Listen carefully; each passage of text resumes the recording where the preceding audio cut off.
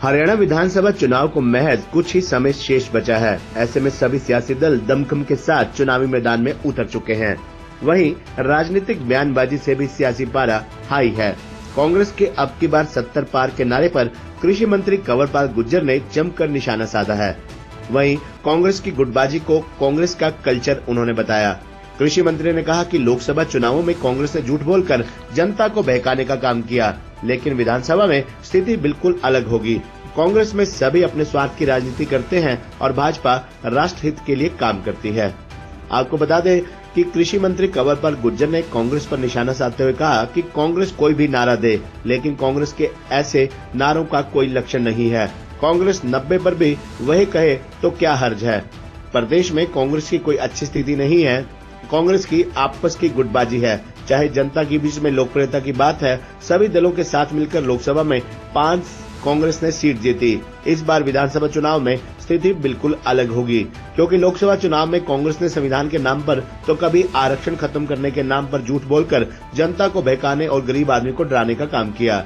चाहे कांग्रेस द्वारा खटाखट पैसे देने की बात हो, जैसे कांग्रेस के सभी झूठ जनता के सामने उजागर हो चुके हैं। इसलिए जिन लोगों ने लोकसभा में कांग्रेस को वोट दी, अब वह विधानसभा में वोट नहीं देंगे, क्योंकि जनता सच्चाई जान चुकी है। कृषि मंत्री कंवरपाल गुर्जर ने मीडिया द्वारा पूछे गए सवाल का जवाब देते हुए मुख्यमंत्री नायब सिंह सैनी की कार्यशैली की सराहना करते हुए कहा कि जब से उन्होंने मुख्यमंत्री का पद संभाला है, तभी से मुख्यमंत्री नायब सिंह सैनी बहुत अच्छा काम कर रहे हैं और जनता के लिए दिन रात मेहनत कर रहे हैं। वह जनता में काफी लोकप्रिय हो रहे हैं। वहीं कांग्रेस की गुटबाजी पर पूछे गए सवाल का जवाब देते उन्होंने कहा कि यह कांग्रेस का कल्चर है और वह इसे बुरा नहीं मानते। उनके पास उसमें ही बरकत है। नहीं, कांग्रेस के कहीं लक्षण नहीं है। अब कांग्रेस कुछ भी दे, अगर वो 90 पार भी कह दे, 95 पार भी कह दे, तो क्या अर्थ है? कुछ भी कह सकती है कांग्रेस। लेकिन कांग्रेस के कोई लक्षण इस प्रकार के हैं नहीं कि कांग्रेस की कोई अच्छी स्थिति हो। चाहे उनका आपस के टकराव है और चाहे जनता के बीच में लोकप्रियता की बात है। वो ठीक है, सारी पार्टियां इकट्ठी कि लोकसभा में 5 सीटें वो जीत गए, लेकिन अब की बार जब विधानसभा का चुनाव होगा तब नहीं, क्योंकि कुछ काफी झूठ बोल दिए उन्होंने। जैसे उन्होंने लोगों को बहकाने का काम किया कि संविधान को खत्म कर देंगे, आरक्षण को खत्म कर देंगे, गरीब आदमी को डराने का काम किया। अब उनको पता चल गया कि भी बकाने वाले लोग हैं। और चाहे उन्होंने फिर ठकाठक पैसे देने की बात की, तो लोगों को भी पता चल गया वो भी कुछ होने वाला नहीं है। तो जो झूठ है वो जनता के सामने उजागर होगा।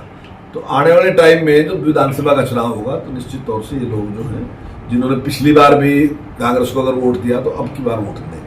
जी जब से मुख्यमंत्री बने वो दिन रात काम में लगे हैं और हर प्रकार से, चाहे सरकार के जो काम है उसमें भी, और उसमें से टाइम निकाल के फिर जनता की बात सुनने में भी, और उसके साथ साथ लोगों के बीच में जाना, जनसभाएं करना।